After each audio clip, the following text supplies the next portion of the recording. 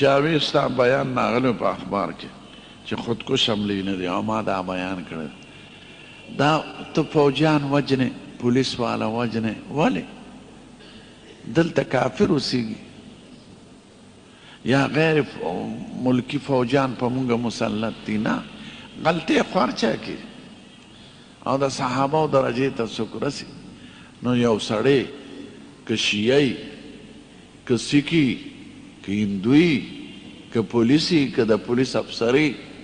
که فوجي د هغه وجل جایز نه دی دا سړی چې کوم وجني دا مردار مړ شو په خپله خودکش واله هغه بل سړی پې شهید کېږي د اسلام دا حکم دی چې ستا په وطن کې کافر هم اوسېږي نو هغه ته تحفظ حاصل دی د هغه ښځې ته د هغه بال بچ ته د هغه مال ته د هغه جان ته بس نه دی بلکې زمونږ دا مذهب دی که چا کافر مړ که اهل کتاب که عیسائی یهودی مشرک هندو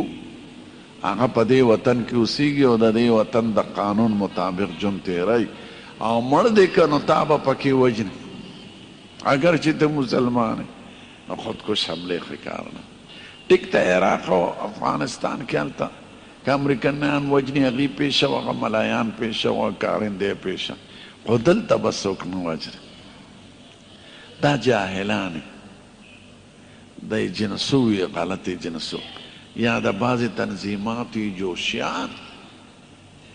ما ته سارم د میران شاه نه ټلیفون وشو ما یې څوک یې احسان الله مې نوم دی کوم ځای نه میران شاه دا خبرې کولې ما یې کښېنه په قلا ولې وجنې خپل پولیس او خپل فوج وجنې چې ته یې وجنې خو تا به هم وجنې نه هېڅوک به نه وجنې نو قرآن او سنت دا تعلیم دی یاد لرئ چې په مسلمان به حمله نه کړي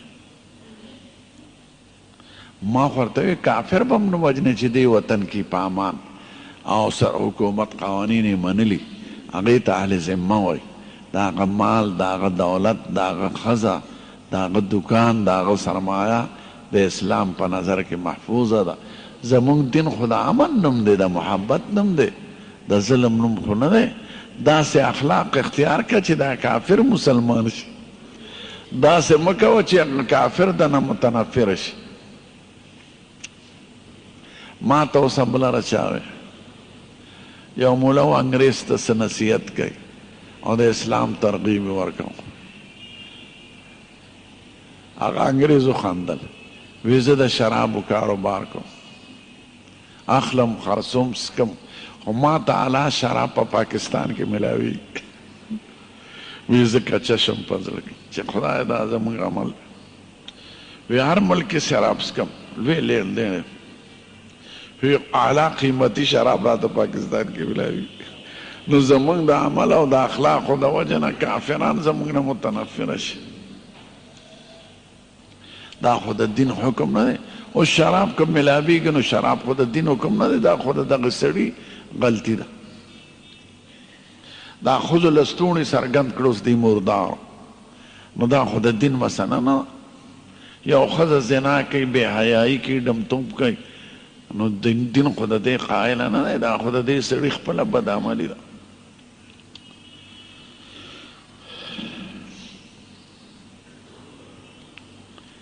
مغیث څوک دی ما ته خو فی الحال یاد نه دی خو معاذ او معاوض یا دوه هلکانو چې هغې ابو جهل وجلی دی په بدر په جنګ کې او مغیث جدا دی دا د بریري بیبي یو وینځه وه او هغې خاوند و د قامت نه وړوکي او لوی اوږدی ږیره وه او بریره خشته وه او لوړه دنګه خو وینځه وه نو مالکانو ته واده کړی وه نو هغه آزاده کړه بریره نو هغه مغیث چې آزاده شي وینځه نو زمونږ د شریعت دا حکم دی چې دې ته اختیار دی که هغه خاوند سره پاتې کېږي او که نه ځکه مخکې حیثیت د وینځې اوس د اصیلې ښځې شو بس هغې وی زما مغیث نه دی پکار نو ده به جړل ورپسې او په کوڅو کې به ګرځېد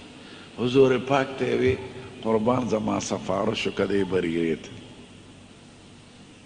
هغې ته وویې دی مغیث ته واپس نو دومره هوښیاره بیبي قسم دی که د پاکستان د هندوستان د افغانستان ټول علما راجمع کړي عقل یې دې ته نه رسي دا ورته بیبي وایي قربان حکم کې که سفارش کې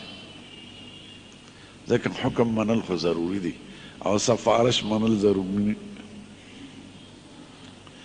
نو حضور پاک ورته وایي نه حکم نه کوم سفارش کوم بې صاحب زمانه دی خوښ نو که سفارش څوک نه مني نو خیر دی نن زمانه سفارش چې وکړي نو هغه سړی مجبوره نه مني کنې سفارش کې منل ضروري دی د پیغمبر سفارش دا بیبي وایي قربان که سفارش یې نه منم زمانه دی خوښ دی ډېره ښه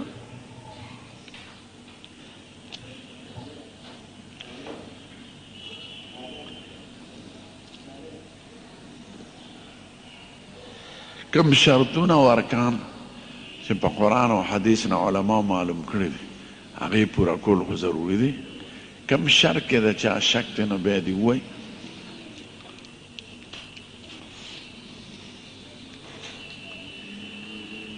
بینک نه د قرض باندې ګاډی راغشتل دا خو ورته ما دوه درې ځایله ویلو بینک هغله چې والي په خپله او تاله یې درکړي دوه خبرو ته به خیال لرئ یو که درته وایي پیسې واله او ځان له واله نو دا به نه کړي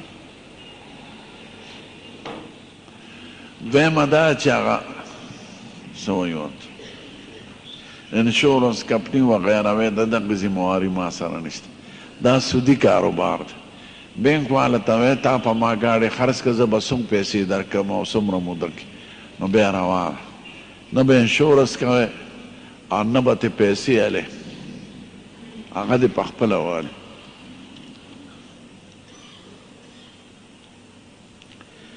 په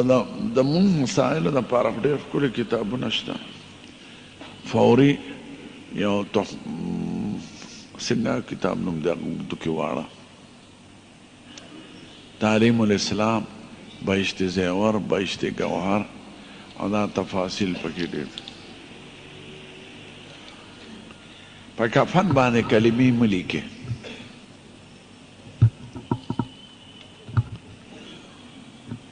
کفن صادق دی دی مسلمان ته په ژوند وایه په زړه کې کلمه راوله بیا په کفنونو په کلمو نه خلاصېږي زمونږ دا بعضې ملایان او زه یې منع کوم چې مړي شي اسقاط ورپسې وباسي یو دیرو کې وي دی د منځونو شوه بله دیرو کې دی د زکات شو بله دیرو کې وي دا د حج شو نا مسلمان نیغ په نیغ جنت فردوس ته رسوي هلکه په ژوند ورته دغې سرکوزي خان ته وایه په دې نه خلاصېږي او حیلې حوالې دې ټګي ده او د بېلمازۍ یو لاره هم ورته وښوله لکه دا قضا عمري چې بعضې پیران کوي دا وایي د ټول کال لمونځونه درته معاف شو نو خلکو دا خو د بېلمازۍ لاره جوړه کړه خلک به لمونځونه نه کوي زه قضا عمري مو کړه د ټول کال دا یو ښځه او سړی و هغه ښځه وه مونځګزاره وه او سړي مونځ نه کوه نو هغه ښځې به ورته وایي ګوره د بادام ګل پلاره مونځ کوه او جنګ به یې ورسره کوه نو یو ورځ یې چېرته قضا عمري وکړه نو چې کور ته راغی هغه ښځې ته فقار ویې داسې داسې ما داسې مونځ وکړو چې د ټول کال مونځونه پکې راغله که ورته ډغرې وه زه نه شم کول نو قضا عمري خو دې ده د بېلمازۍ لاره جوړه کړه نو د اسقاط خو د دې خلقو بیا دوی به په ژوند بیا کفاره نه ادا کوي زه مړي پسې به یو پیټۍ صابون د وکړو او ملا به ته جنت فردوس ته ورسوي دا ټولې دروغ خبرې دي خیرات ښه دی او په طریقه ښه دی په دې د مړي ذمه نه خلاصېږي دا موجوده رواجي دې باندې د مړي غاړه نه خلاصېږي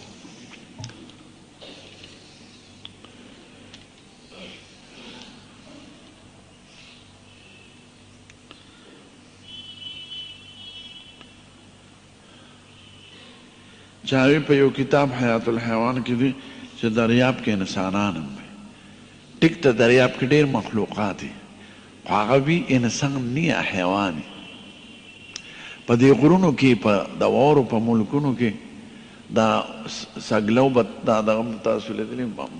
بنمانس د بیس په شکل خو لکې نه وي او بیس خوري ته به خالص سړی دی که مو لیده په لاور کې ناست دی سامان یې ټول د سړو په شان دی او ښځې چې ووینو نو په خپل سامان لاس کې دي داسې ارامي شی دی بالکل د انسان په شکل نو دغه شان دا حیوان دی انسان نی نو دریاب کې وي اوس مخکې په دوبۍ کې ما ته تصویر هم راغلی یو دوه انسانان د دریاب په غاړه ګرځېدل سیکورټي والا خو داسې سړي نیسي او چې بې قانونه راننوځي ملک ته نو اواز یې پرې کړی دی هغې منډه واله نو یو یې ویشتی دی نو یو مړ شو او یو دې دریاب ته ټوپ کړ چې ویې کته ښځه وه خو سره یې د کب او باقي خپې وې لاس دغې سینې وه ټول اسباب یې د ښځو نو دا حیوانات دي هغې بیا دغه ته ولېږه دا لندن ته هغې دغه که ممی که نو هغه یې محفوظ ساتلی دی هلته کې عجایبګر کې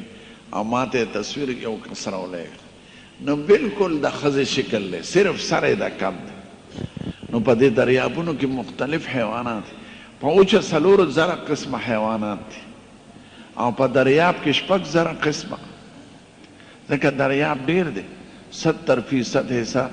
هغه اوبه دي او تقریبا 30% حصہ دا اوچه ده نو چې په اوچه دومره حیوانات دي نو په دریاب کې به څومره ناشنا حیوانات دي حیران شي سړی چا د سمندرونو سفر کړي یا د سمندرونو د حیواناتو عجایبګر دا جنوبي افریقا کې شته زه ورغلم یو عجایبګر ته نو دا مختلف د دریاب مخلوقات هغه ساتلي په اوبو نو هغه حکم د حیوان دی هغه انسان نه دی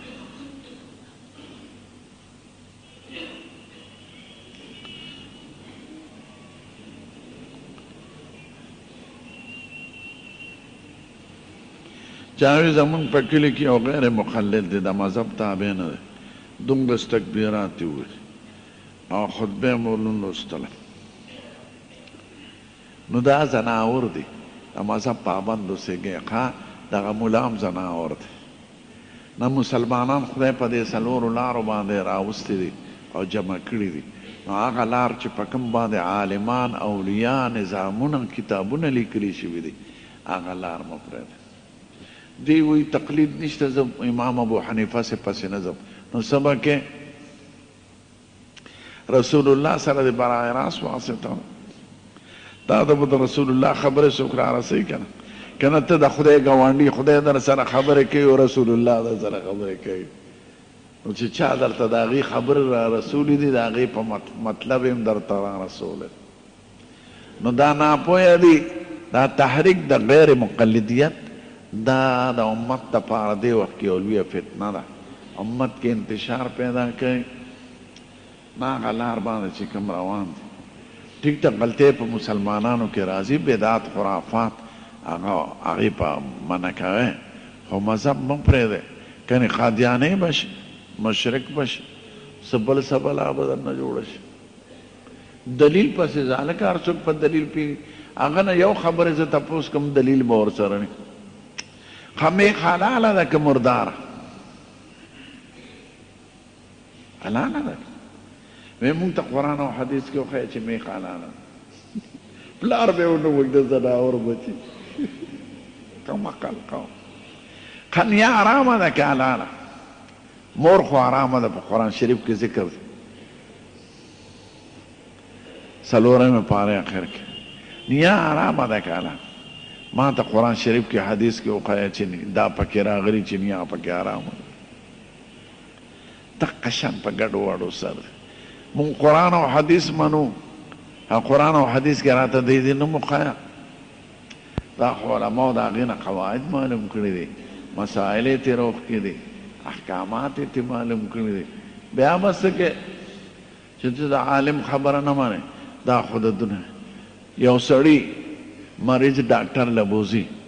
دا غیر مقلد راشي چې ډاکټر له څه له بوځي د ډاکټرۍ کتابونه دي وی ګوره مرض به معلوم کې او علاج به ولیکي نو دی به ورته ټیک ته ډاکټرۍ کتابونه شته خو په هغې باندې هر څوک نه پوهېږي یو سړی درځي له کپړې وړي ته وایې کپړې څه له وړې د درځیتوب کتابونه شته دا کټنګ د قینچې ټول طریقې او نقشې پکې لیکلي دي کتاب به وګورې کمیس په کټ کې ځان له جامې جوړې که مشین به راوړ ته به ورته وایې ټیک ته دا کتابونو کې خو شته خو په هغې زه نه پوهېږم موټر دې روان شي ته ورکشاپ له بوځې که نه انجینیر درته وایي نه د انجینیرنګ خو کتابونه دي هغې کې د ډبرو بیان دی د پلاس بیان دی او د سټک بیان دی ټول به راوالی موټر ځان له ټیک که ته به ټیک ته د هر څه راغلي دی خو په دې هر څه دوی به تا ته وایي دلیل پسې قرآن او حدیث په قرآن او حدیث ته پوهېږې هر سړی په قرآن چې سړی نسوار خرڅوي ټانګې والی په قرآن حدیث پوهېږي نو دا یو دوکه ده ښه قرآن پسې حدیث پسې روانه حدیث په خو په پیدل هم پې غواړي که نو دا ناپوهه خلک دی چې خلک د مذهب نه وباسي دا یاد لرئ دا یو فتنه ده وینا موږ دې ټول امت عالمان او نیکان په دې څلورو لارو باندې روان او بیا زموږ امام ابو حنیفه مذهب چې کله شروع شوي دي دا مذهب دې وخت کې یو 34 کروڑه مسلمانان دي دې کې تقریبا 80 کروڑه زموږ د مذهب والا دي او یو 50 کروڑه به مالکیان او یو 20 کروڑه به شافعیان انډونیشیا او ملیشیا ولا هندوستان او یو کروڑ به حنبلی څلورم مذهب والا باقي څه شیعه دي څه غیر غماز دي څه پکې دا دي نو ته به مذهب نه پرېږدې په خلافتونه پې تېر شوي دي نظام پې تېر شوي دی نو دا جاهلان دي د امت خیر خوا نه دي نو پام کوئ نو دا سړی چې دی جاهل دی که امام یې ستاسو په وسې لرې کې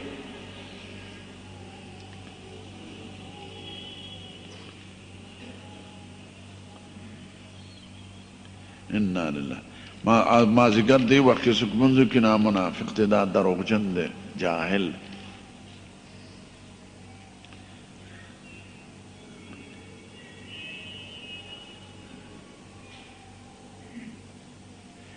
زکات به امام له د امامتۍ په عوض کې نه ورکوه د امامتۍ وله جدا تنخوا مقرر کړي زکات داسې شی دی چې دا په عوض کې نه کېږي بلا عوضه به ورکړي تنخوا وله جدا مقرر کړه بیا ستا خوښه ده که په هغه زکات کېږي زکات ورکوه او که نه پوهېږي مه کوه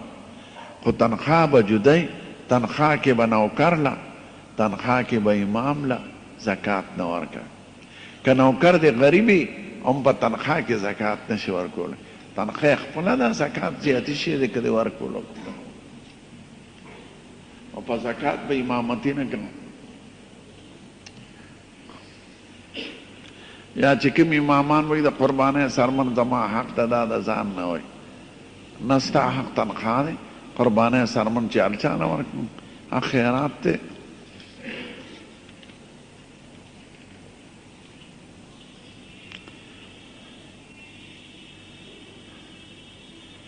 امام ابو حنیفه وی دا کوم دی منقول دی دا دې وخت کې علما معلوموي د هغې د قواعدو نه د هغې د اصولو نه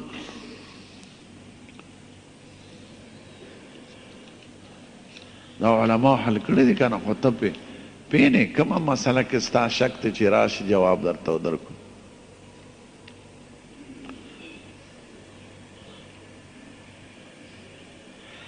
د نفلو او د سنتو او فرضو د هر رکعت په سر کې به بسم الله وایه په پټه امام هم په پټه وایي اعوذ بالله صرف په ړومبي رکعت کې ده سبحانک اللهم په ړومبي رکعت کې او بسم الله به په هر رکعت کې وایه دا سنت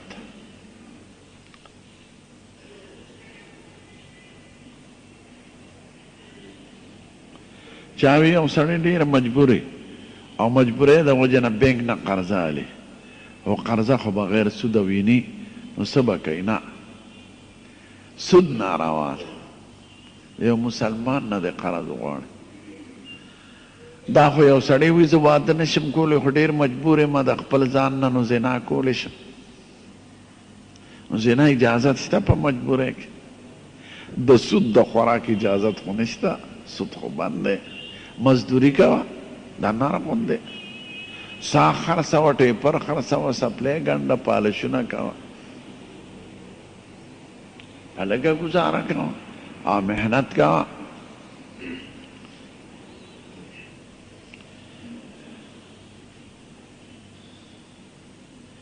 عجوه قجوري څنګه دي؟ دا ښکلې قجوري دي د مدینې، خو اوس دویم نمبر هم پکې راغلی دی. هلته ما ته ووایې، ما هم لیدلی. نو هغه اصلي د عجوه قجوري صرف مدینه کې پیدا کېږي. نو د هغې په باره کې حضور پاک دا ویلي د بخاري شریف حدیث چې سړی عجوه 7 دانې وخوري نو په هغه ورځ به د سحر نه او د هر موضوع څیز نه محفوظ وي، نه به پې زهر اثر کوي، نه به پې سحر او جادو اثر کوي. دا حضور پاک ویلی دی. د نورو مرضونو په باره کې نه دی ویلی، خو سحر او زهر یې یاد کړي دی. او باقي د تبرک په نیت انشاءالله چې خدای د نورو مرضونو نه خلاص کړي. خو د هغې وینا سحر او زهر دی.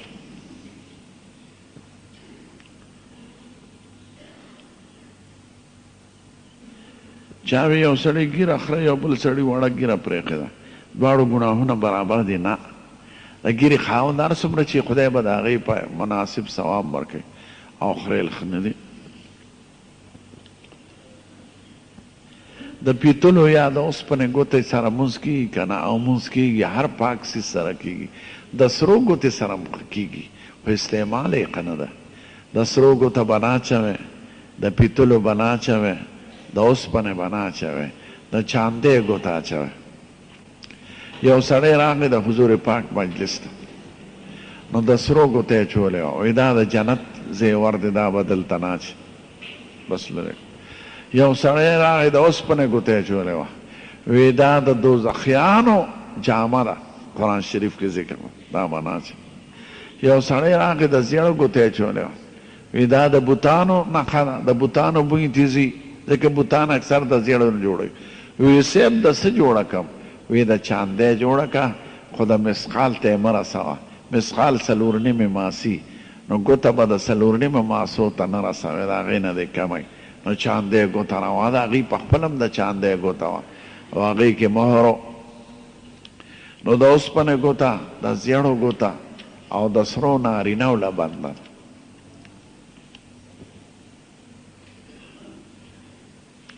سړی ویښته د روزو برابرولی شي، یا منځ ډېرې غټې شي یا منځ کې ویښتې لرکۍ، خیر دی. خو زنانه دی د ډول په شکل بعضې زنانه خرئ او دلته په رانجو باندې یو سلی راکاږي. دا په فلم کې او دغه ښځې چې دا کارونه کوي یا دومره نری کي، نو هغې نه شریعت په ښځې بندي کړی دی. وی ښځې به غاښونه نه سوان کوي، ښځې به په غاښونو سور رنګ دی هغه به پرې نه پورې کوي، میسي ورته وایي، او نه به د عروضو دغه کوي. نن ماله اوس مسله راغلې وه د راتلو نه مخکې، یو سړی دی تللی دی عربو ته او نه یې پته لګي، او ښځه جینۍ ناسته ده او خوا اخیستل وایي نه بس موږ سره وایي موږ به یې خوراس کاک کوو. او 8 کاله وشو. اوس دا ظالم دی دا خاوند، ښځې صرف ډوډۍ خو تقاضا نه، دا ښځې ځواني ده، ژوندی دی. دا پښتانه او دا خلک ظلم کوي په ښځو، او خلک وایي جوړې دا اسلام دی. نه، اسلام کې د 4 میاشتو نه زیات د غایبېدو حق نشته د خاوند. بلکې که درته موږ ښځو ته نه وایو کنې ټول به راوچتې شي چې په هره 4مه شپه د ښځې حق شته که خاوند ته وایي ما ته رانږدې شه. د ښځې تقاضا وي شهوتي، نو هره 4مه شپه د هغې تقاضا حق شته. نو عمر صاحب یو ځل یو زنانه ولیدله، کور کې ناسته وه، هغه به د شپې څوکۍ کوله، عمر صاحب به ګرځېده، نو د یو کور نه اوازونه د د شعر راتلل او هغې کې یادو چې یاره سړی را سره پروت وي او داسې وي او داسې وي او کټ را باندې خوځېدی ده په هغه دروازه نښه وکړه چې سهار به زه د دې تپوس کړم سهار ورغی تنبه وډزوله زنانه وه پکې وی زنانه ته خورې دې دروازې ته رانږدې شي څه تپوس درنه کوم رانږدې شو وی بیګا شعرونه تا وی او وی دا دې څوک یادو کم یار دې یادو بس هغه وی نه صاحب یار مې نه یادو خو خپل خاوند مې یادو چې ما سره پروت وي او داسې وی خاوند دې څه شو وی جهاد ته تللی دی وی څومره موده وشوه وی دومره موده وشوه وی ښه دې راغې خو سودی وه چې دا خو یوازې یوه ښځې ژړا ما واورېده څومره ښځو به ژړلي په خاوندانو پسې ښځې چې خاوند نه لیدلی صبر کولی شي او چې یو ځل خاوند ټچ کړي بیا صبر نشي کولی نو خپلې لور له راغی عمر صاحب د حضور بیبي وه حفصه بیبي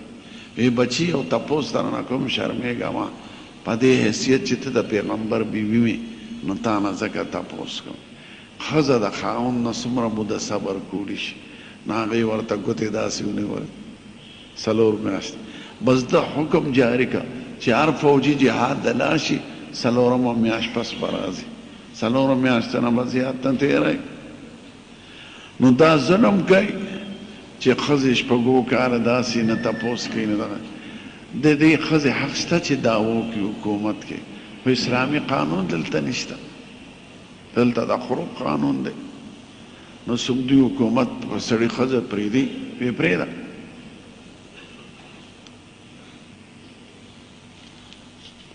ښځې ته دوی حق ورکړی دی شریعت خو موږ خلک ظلم کوو ګیرې به دومره چې نامه ته به رسي او په ښځې به ظلم کوي نو خلک وی جوړې د اسلام کې دي نه اسلام کې نه دا ځناور دی اوس رانه بل مسلې چا تپوس کو اوس په هم دلته ناست یو جنۍ ده په بدل ورکړی شوې ده بدل خو ناروا ده او هغه سړی اوس وایي زه هغه ښځه نه کوم ښځه وایي زه یې نه کوم مې نکاح وایي څه چلو کوم مې نکاح تړلی وه وایي ناسې خبر بس ما نه د ښځې حق دی وی هغې وایي چې موږ یې زما په زور یې حکومت نشي ورکولی پلار یې نشي ورکولی بالغ جنۍ ته دا حق خدای ورکړی دی چې هغه یې څوک په زور نشي کولی په نکاح پلار یې نشي واده کولی نیکه نشي واده کولی رونه نشي واده کولی بله مسله راغله دا تاسو ته څه کویم چې دا ګوره جنۍ چې بالغ یې خدای حق ورکړی دی او بدل ناروا دی درکې مسله وراله یو جنۍ ده د کالج په انټرنیټ په چا سره تعلق جوړ کړي هغه سړی راغلی دی او بیا ورسره تعلق یې جوړ کړی دی او تلي دی ورپسې ګرځېدل 4-5 میاشتې پس پته ولګېده چې حیدرآباد کې ده بیا ورپسې تلي دي بیا د چا په واسطه هغه جنۍ له یې څه ورکړي دي چې دا بېخودی چې بوزو یې ځکه کوم داسې پخودي نو بیا خو به چغې ووایي نه ولې بېخوده کړې ده بیا په موټر کې راوسته دلته یې درې ته راوسته یو ورځ په داسې بېخوده وه چې هېڅ په ځان نه پیدا بیا یو چې ویښه شو بس کتل هغې ورته یې دا دې څه چل کړی وی خاوند مې کړی دی نکاح مې تړلی ده بالغه ښځې بل هغه خلکو وجله بل یو سړي ته یې هغه سړی ما نه راغی تبلیغ امیر ما یې پام کوه د 10 کالو د تبلیغ نه دا زیاته ده چې دا جنۍ د قتل نه بچ کړي ټیک ته غلط کار یې کړی ښې نه دی کړی خو جنۍ چې بالغی ازادی خاوند یې کړی دی خو د قتل لایق نه ده ټیک ده که ستاسو دا عمل چې موږ یې شرمولو بس خاوند ته یې پرېږدی وی ته پیش وکړه دغه ورسره مه کوئ خو وجل هغه امیر ته مې لاړ شه چې ګورې په څه طریقه درنه دا جینۍ مړه نه کړي ځکه زموږ چارسده کې داسې کیس شو هغه خاندان خدای تباه کړ دا یاد لرئ چې په جینکو څوک ظلم وکړي او تی پې وژنې بالغه جینۍ ده چې کالج دی پې وې بس هغه خو په هر څه پوهېږي نو هغه تبلیغ امیرو د درې ما ورته وی د لسو کالو د تبلیغ نه دی ګورې دا ثواب زیات دی چې یو مظلومه ده دغه نه بچ کې د قتل نه پام کوه دا قبایل دا ظلمونه کوي نو دا ښه کار نه دی ولې جینکۍ دومره ساتئ چې داسې کار ته اقدام وکړي او یا ولې بې رضۍ واده کوئ په زوم داسې چاته واده کوئ چې د هغې نه خوښه هغه خو نکاح نه کېږي د جینۍ چې رضا نه وي پلار یې نشي واده کولی اوس درته ذکر یم چې ماشومان یې په نکاح چاله ورنه کړي مه چاته وایه دا مې رور دی او دا مې د رور زوی دی او بس زما لور دغه شو نه پرکوټوالې مه کوئ دا جینۍ که لویه شي او د یې نه وي خوښه یا د هلک کې صاحب پاتې شي پاتېده شي پوډري شي چرسي شي بدعمله شي نو ولې د جینۍ ژوند تباه کوه نو پام کوئ ګورئ یو پرکوټوالي جینکۍ مه ورکوئ مه چا سره وعدې کوئ بلکې فرض که داسې غلطي وشي ټیک ته غلطي کړې ده غلط او موږ ورته ښه نه وایو خو وجل یې حق نه دی که د شته مېړي نو بیا هم یو خبره ده هغه هم د هر سړی به نه وجنیا د حکومت کار بیا خو ته افراتفري جوړېږي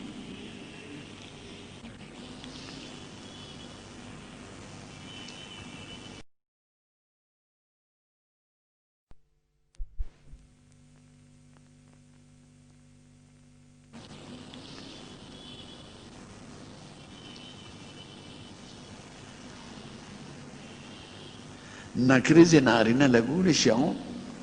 ګیربان یې په سر کې ویښته سپینې په لاسونو دې نه لګوي بیا د ښځو سره مشابهت راشي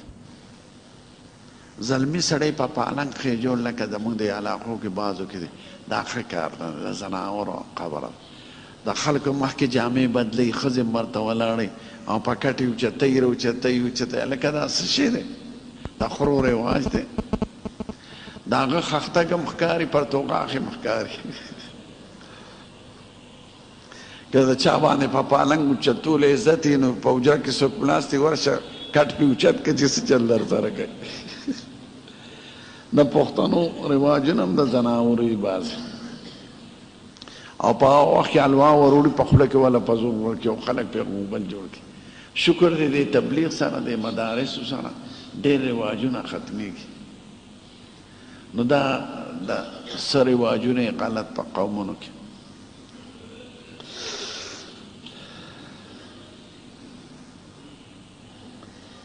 دا عرب چې سرتو په دغه باندې منجلک دي دا هم سنت نه دی دا هم د هغې د عربو غلط رواج دا د بدوانو رواج دا پیکړه شان چې اچي که نه دا به هغې اوښ ته اچوله اوښ څوک د خولې نه نه تړي عام هغه خپه چې وله دغه کې د خپې نه وله یو جلب د منج دغه راته وکړي نو خپې دقه شان دي نه هغه تلي نه شي نو هغه دوی کې رواج داسې و چې هغه منجله به یې پرانسته نو په سر به یې کېښوده نو هغې ترقي کوله نو دا شی ته جوړ شو نو مې مو هغه دی اوس اقاله دې ته وایي اقال د اوښ دی پلواخې ته وایي چې خپه وله تړي نو دا د بدوانو رواج دی هغه بدوانو رواج په هغې کې عالمان نه کوي خو د افسران او دا نور خلک کوي عوام کوي علما هغه منجله نه تړي داسې سنت نه دی نه په دې سنت ده دا د هغې بدوانو رواج دی چې پکې راغلی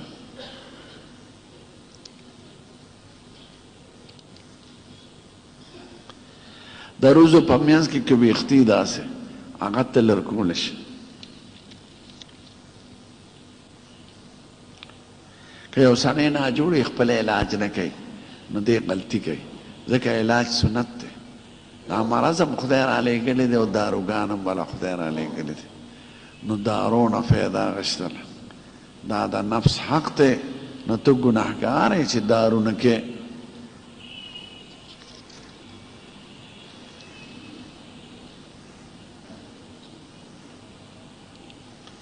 چاوی د ماسخوتن د مانځه نه پس مسجد نبوي ولې بندوي ما ټول مساجد بندېږي د حفاظت دپاره هلته چې ماسخوتن لمونځ وشي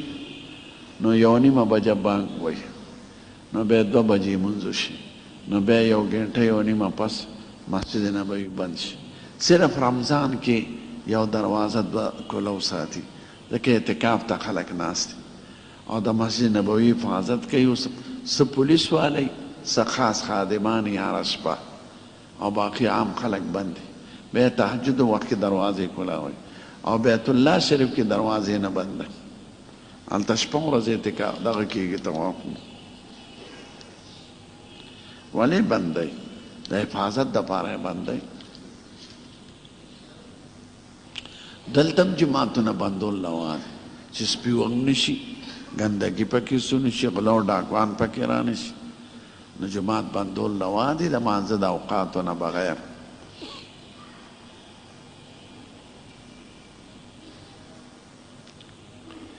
د مارغه په پلیته کې د خپل پرې وته ولګي خیر دی ستا پاک دی که یو خبر کچی خود هغه غورځېدو یری یا د قبضې یری چې پولیسو کې قبضه نه کړي نو په قدر د ضرورت یې پخولی شي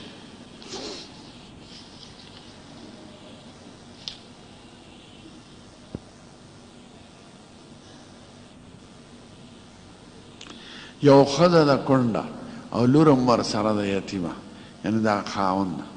نو دواړه د یو سړي په نکاح کې راتلی شي نه مور او لور دواړه په نکاح کې نشي راتلی دوه وروڼه یې کولی شي پلار او زوی یې کولی شي پلار یې مورو کې زوی له هغه لورو کې یا لوړیو کې ځان له لورو کې زوی له هغه مورو کې خو یو سړي په نکاح کې هغه دوه ښځې نشي راتلی چې د دواړو یو بل سره کې یو سړی فرض کې او بل سره نکاح نه کېږي لکه دوه خویندې خورزه او ترور رویره او ترور دا دواړه په نکاح کې نه راځي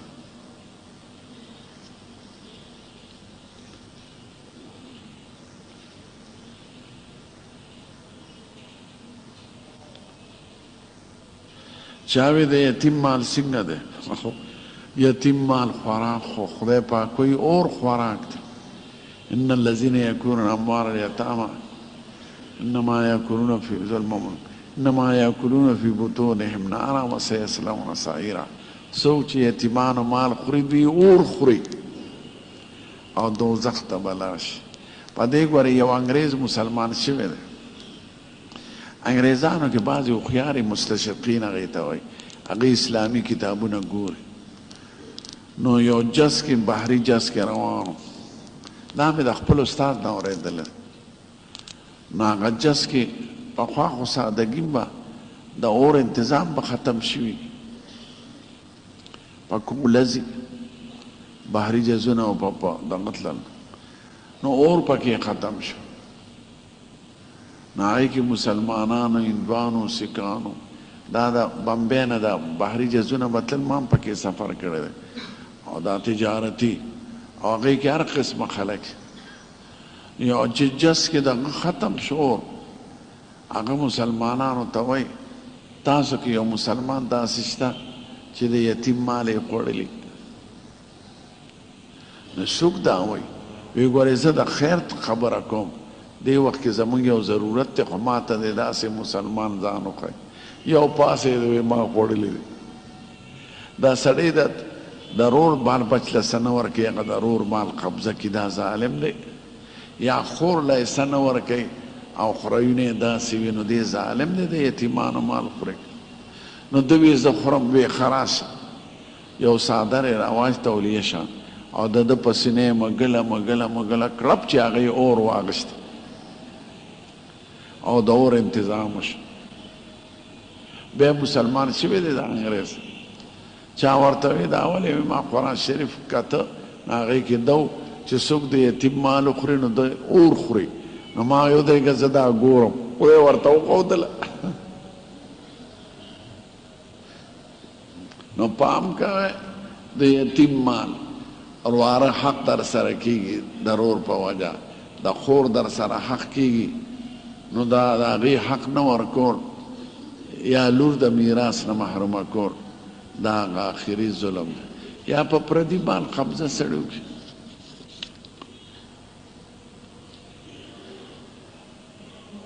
که یو سړي په زړه کې د طلاق خیال راغلی نو په خیال او په وسوسو طلاق نه واقع کېږي چې څو پورې په خولې نه ویلې او اورېدلي نه په خپله.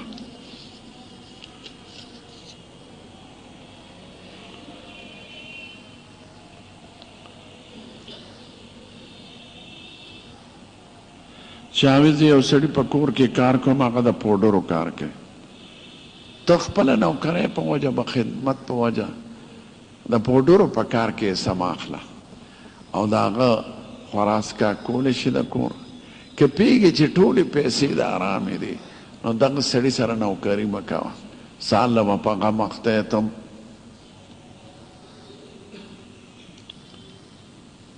جیب کې تصویر څنګه دی؟ بے ضرورت به تصویرونه نه جوړوئ نه به یې ساتئ. او شناختی کارت یا پاسپورټ یا په نوټ تصویري دا مجبوري ده، بغیر د مجبورۍ نه به تصویر جیب کې نه ساتي. ښځه او خاوند دواړه په یو ځل لامبلی شي او یو لوښي کې لامبلی شي. عربو کې خو پخوا لوښي نو او اوبه کمې وې، یو چاټی کې به نارینه او زنانه دواړه هغې به لامبلې، په لاس به هم یو دی. د ښځې او د سړي په منځ کې پرده نشته ښه، نو ښځه او خاوند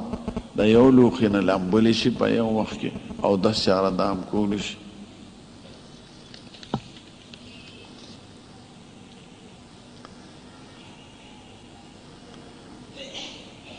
که فرض مونځ نه سړي نه سنت پاتې شي خیر دی، مثلا سفر کې یا روانېږي اوس یا بس ته ځي خیر دی.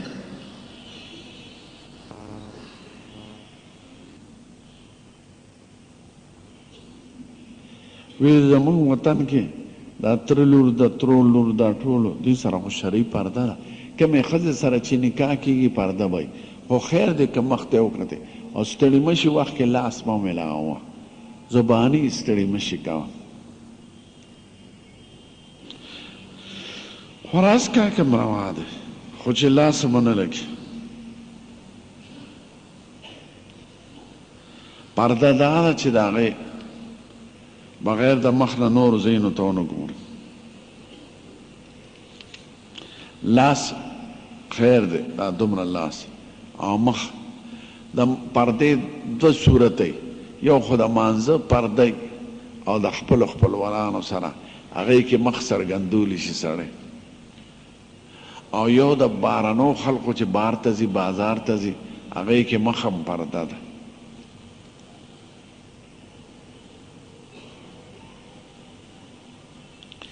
اندامونه د مړي بل ته ورکول دا بند دي. سړی وینه ورکولی شي، د سترګې اوبه ورکولی شي، پی ورکولی شي د سینې، خو اندام نشي ورکولی. دا اندامونه زموږ ملکیت نه دی، دا موږ سره امانت دی، نو ملک د خدای دی، نو په پردي ملک کې به تصرف نه کوې. چې څوک ځان پانسي کوي یا قتلوي دا خو سخت مجرم دی، ځکه چې دا خو د ده تا ته خو حکم د حفاظت د بدن دی، تا ولې وجنم؟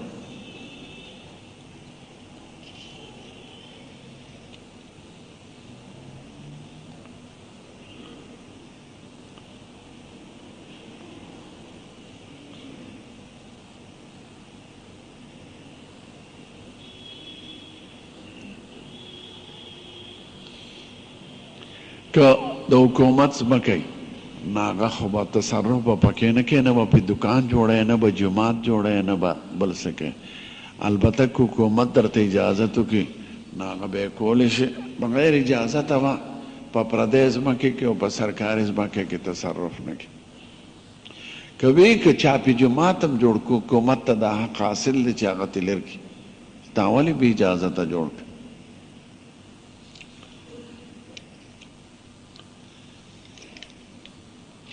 که په سرکاري نیر باندې جماعت جوړاوی نو اجازت به غواړی د حکومت ځکه دا نهر ځمکه سرکاري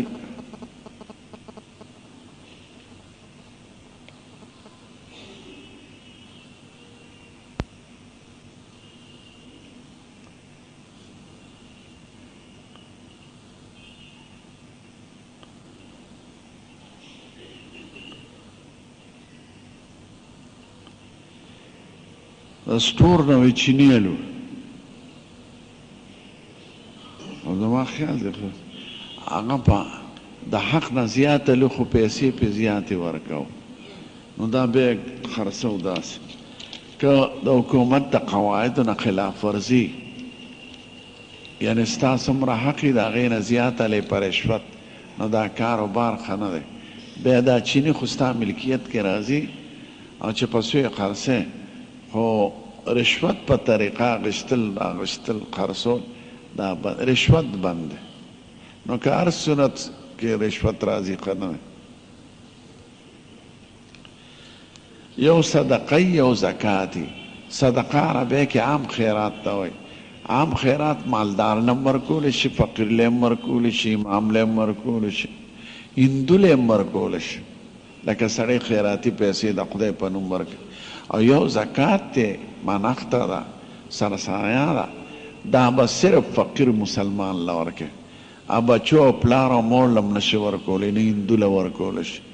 نه مالدار له او خیرات صدقه هغه هر چا باندې کېږي په مالدار هم کېږي په غریب هم کېږي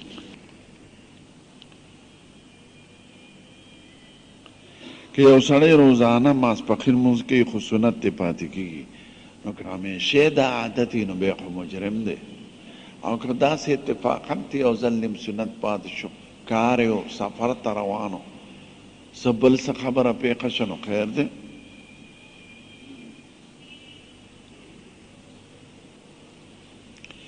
که د بینک نه سړی پیسې راوباسي د کافرو په عمل کې نو هغه هم سود دی سود هر ځای ناروا دی که دلته کې که د کافرو عمل کې دا خو فقهاو کرامو یو صورت لیکلی و چې داسې د کافرو ملک ته لاړ شي چې مسلمان نی او ته مجبور او د چا نه په سود پیسې والی نه بیا هم څه ګنجایش ده او چې مسلمانان وي او مجبوري نه وي نو بیا خو سود بند دی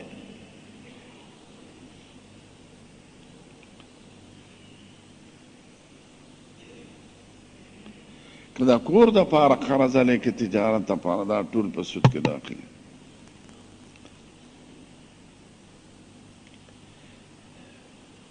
که یو دکان کې د کافرو په ملک یو نوکری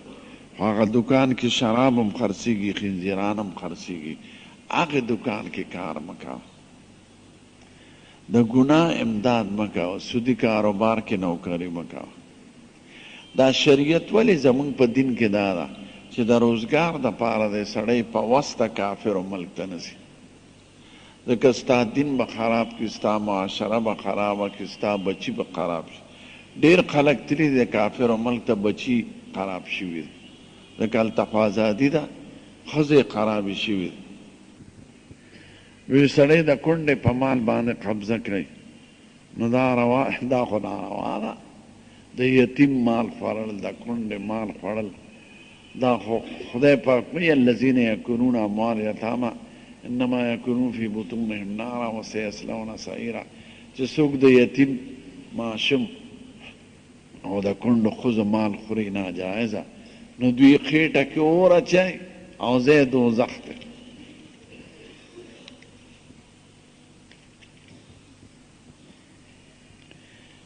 د قنطوره بیبي د ابراهیم علیه السلام بیبي وه چې هغې نه پښتانه دي دا تاریخ وګورئ تاریخ فرشته او عالمي تاریخونه چې په ټول جهان لیکلي شوي دي هغې کې دا تفصیل دی دجال یو یهودي دا به پیدا کېږي سترګې ړنده وه او څرګندېږي به او آخري زمانه کې به راځي او خدای د هغه د قتل لپاره عیسی علیه السلام مقرر کړی دی ځکه عیسی علیه السلام چې پیدا شو یهودیانو وی دی دجال دی او خپل بادشاه هیرودس ته شکایت وکړ چې هغه دجال خو پیدا شو، ځکه هر پیغمبر د دجال بیان کړی. نو عیسایان وایي د یهودیانو په شرارت زمونږ د خدای زوی پانسی شو. دا مې په خپله د پادریانو سره خبرې کوم په بیت المقدس کې، او قصدن مې ترې تپوس په دې کو چې یا ظالمانو د یهودیانو شاته تاسو ولاړ یا غمبل ډانګ سپې ساتلی دی او مسلمانان پرې واخی، او بل طرف ته هم دا عقیده ده چې د یهودیانو زمونږ پیغمبر زمونږ د خدای زوی وجلی دی. زمونږ وطن کې وایي دا رواج دی چې د کویدن وخت کې هم نکاح تړي او د رخصت وخت کې هم. خیر دی، یو نکاح هم کافي ده، خو که په ړومبی کویدن کې نکاح نه تړلی شوی نو د هغې حیثیت د وعدې دی، نکاح نه ده.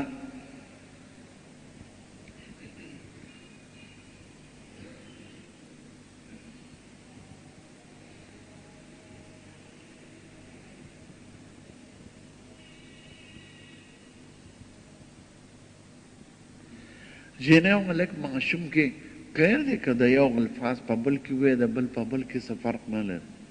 ځکه د ولد په لفظ کې ټول شامل دی.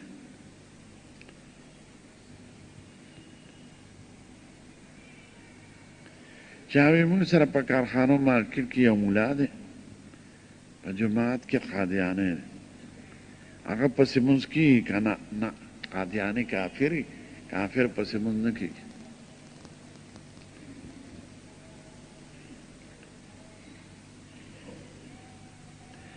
د سټاک ایکسچینج کې د شیر کاروبار دا ناروا دی، هغه ایسې قرضی نه تا قبضه کړی د هغه مال او نه ستا په لاس کې، یو شی چې ستا قرضی په بل چا هلې به یې قرضی چې ستا په قبضه کې، د قبضې نه مخکې یو شی نشي قرضولی. تا د یو دکاندار نه شی واخیسته خو هغه دی اخیسته قبضه کړی نه دی او په بل سړي قرضی نو ښه کار نه. دینه پیغمبر علیه السلام منع کړی. نو د شیر کاروبار هم دقه شان دی، که سړی دعای قنوت 2 ځله ووایي هم سجده سهوه پرې نه راځي.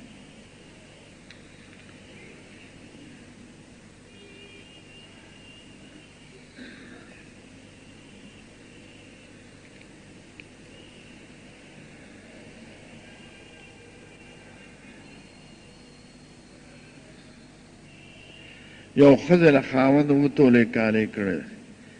بیا خاوند ته د ضرورت دپاره اخیستی، اوس دواړو کې خفګان راغلی دی. ښځه ورته وایي ماله کالی راکړه، او یې اوس را سره نشته نو درمه دې کې څوک مجرم دی؟ مجرم خو نه دی، خو که خاوند والا قصدن نه ورکړي نو دی مجرم دی، دروغ ورته وایي، او که نی ورسره نو بیا مجرم نه دی. ښځې والا په قرض ورکړی دی چې قرضدارې سره پیسې نه نو صبر به ورته کوي.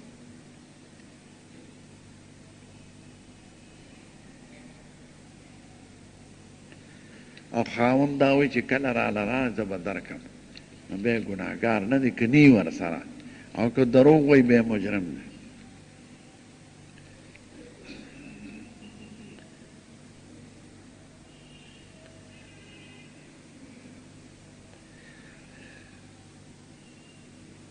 که یو سړی چاله پیسې ورکړي د مضاربت په شکل او دکاندار پې سامان والی خرڅوي خو ګټه او تاوان شریکي، نو ګټه تاوان به په مالک یې ښه، ګټه کې دواړه شریک دي. مزدور هغه کارکوونکي په تاوان کې شریک نه، خو چې د سر نه سر کې تاوان، مثلا 2 لکه یې ورکړل او 1.5 لاک سر راغی، 50,000 تاوان وکړ، نو تاوان په دې کارکوونکي نه راځي، تاوان یې په مالک دی. او که د 2 لکو نه زیاتې پیسې ګټلې وي او بیا تاوان نه، هغه تاوان بیا په نیمې دی. ګټه کې دا کارکوونکي شریک دی، تاوان کې تاوان به په مالک وي، خو چې د اصل سرمایه کې تاوان راشي.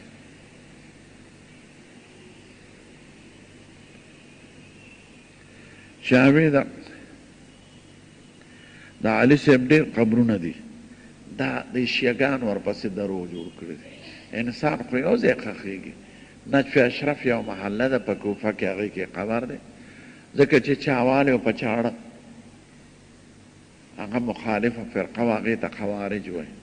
اوس هم شته د هغې ډلې په مسقط عمان کې او په الجزایر کې. نو بیا حسنین مبارکین خپل کور کې ښخ کړه، وی هسې نه چې دا ظالمان د شپې وباسي او بې عزتي ونه کړي. نو کور کې ښخ شوی دی په قلا کې. نو دا چې خلک وایي دلته دی دلته دی، یا کابل کې وایي چې دغه کې د مزار شریف دا ټول دروغ دي، شیعګانو جوړ کړي دي. علي صاحب یو ځای ښخ دی انسانو. اوس دا خیبر نه دا خیبر جوړ کړی زموږ د لنډې کوتل، هلکه دا خیبر خو نه دی چې چېرته سورګیري هغه په شا ګولي. هلته ګټه ګټه ده، وی دی په یهودي ورویشته. دا ټول دروغ فرضي خبرې. شیعګان ډېر دروغجن قوم دی، ټول مذهب یې دروغ دی او دا هغې روانه او زموږ دا خره پیران او دا زړې ښځې دا ورپسې دروغ تړي. نه مزار شریف علي صاحب دی، نه زموږ پړانګو کې، نه دلته، نه بل ځای. هغه یو ځای ښخ دی په نجف اشرف کې، د مرګ نه پس په ګرځېده. کابل خو هغه په دوربین کې مې ولیدل. نو دا ټول د خلقو درګو جوړ کړي دي. چېرته قبر جوړ کړي وي دا علي صاحب دی چې خلک پرې رحمات شي. دا شکرانو والا دا ډېر آرام خواري مردار.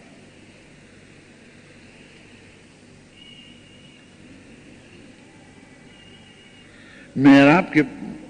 پټکي پروتي او امام په سر کې. ټیک ده پټکي کې ثواب شته، خو خامخا پټکي هر وخت دې په سر آئي.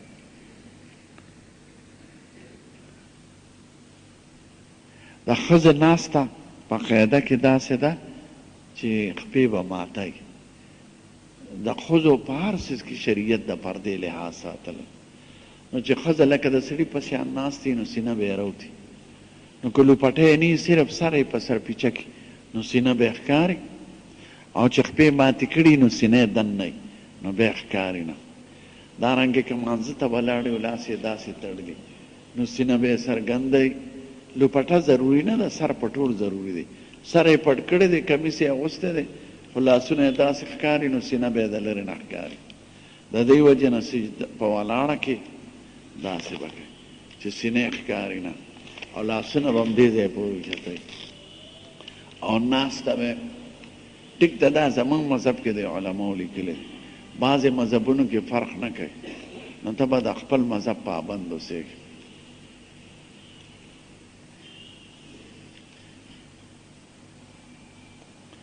نور ښځو چې بعضې مذهبونه ښځو سینه ښکاري، بې اختیاره که تاسې وګورئ ته به تیر اوتي. او زموږ د زنانو که لوپټه نه وي نو هم یې سینه نه ښکاري. دا د مولانا حسن جان صاحب سوالاتو جواباتو 15 نمبر کیسټ تاسو اورئ. دا به تاسو ته پېښور ښار کې د ناصر خان کیسټ هاوس کې ملاویږي. ټلیفون نمبر دی 255 29 12. ماسخوتن مونځ څو پورې کولی شي؟ د سبا د راختېدو پورې، خو دومره قصدن رسته کول نه وي پکار. نیمې شپې پورې روا دی، وروسته بیا مکروهه کېږي. البته که سړی مسافري یا مریضي یا د څه وجې نه پر کال اوده پاتې شوي نو خیر دی، خو د سبا نه بیا مخکې د سبا د راختېدو نه کوي.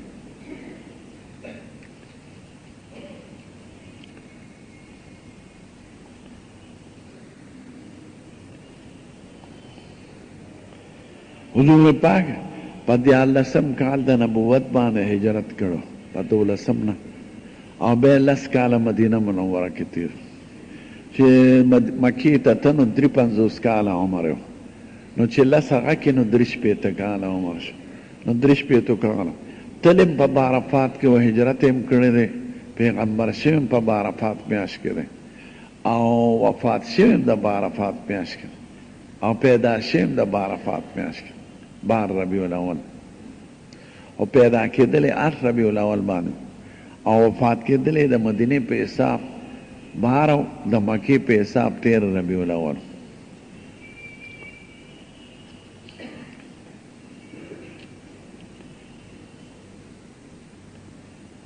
چې کومې ښځې ماشوم شي نو کله لمونځ کولی شي، نو چې څلوېښتې ختم شي لمونځ به کوي، خو څلوېښتې اخري ورځې څلوېښت ورځې که مخکې وینه بنده شوه او یقین یې راغی چې وینه نه راځي بس بل هم بې مونځ به کوي او که بندېده نه نو 40 ورځو پورې به مونځ نه کوي خو 40 نه پس وینه دا د 40 نه ده دا به اوله هم بیا مونځ به کوي خیر دی که وینه یې راځي ځان ته دې تڼکې وتړي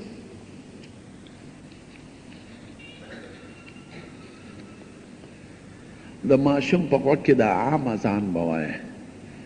حی علی الصلاح حی د سبا هغې ته حاجت نشته په ښي غوږ کې او په ګس غوږ کې به اقامت کوي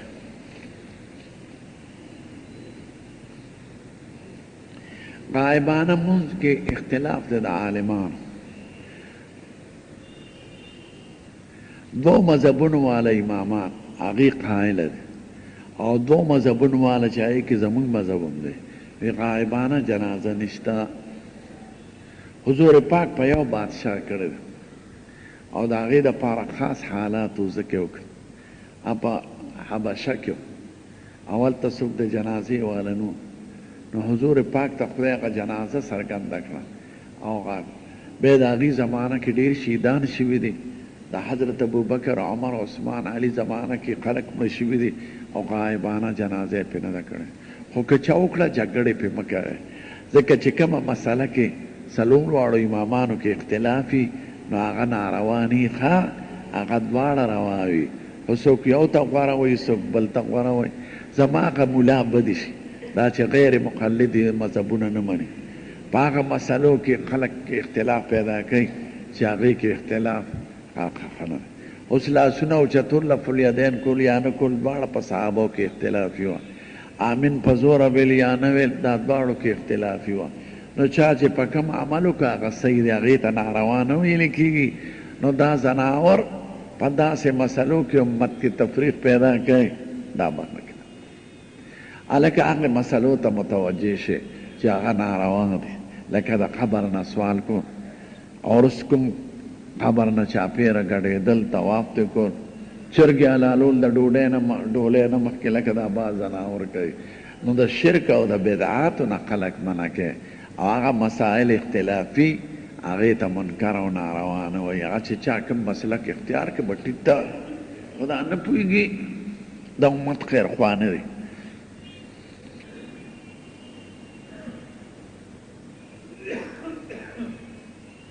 بس د خدای نه سوال کوي چې خدای په آخري وخت کې زما دا کلمه نصیب کړي چې لا اله الا الله محمد رسول حضور پاک په دعاګانې کوله اللهم اجعل خیر عمري آخره وخیر ایامی یوم القاک فيه او اللهم اعني على غمرات الموت وسکرات الموت خدای د مرګ سختۍ را باندې اسانه کړي او د مرګ د تکلیفونو را باندې اسان کړي او د مرګ نه مې مخکې آرام هم نصیب کړي او مرګ وخت کې او د مرګ نه وروسته اللهم ارزقني راحة قبل الموت وراحة عند الموت وراحة بعد خدای ته سوال کوي بل څه علاج نشته خدای مالک دی او چې سړی خدای ته ځان وسپاري خدای ورسره احسان کوي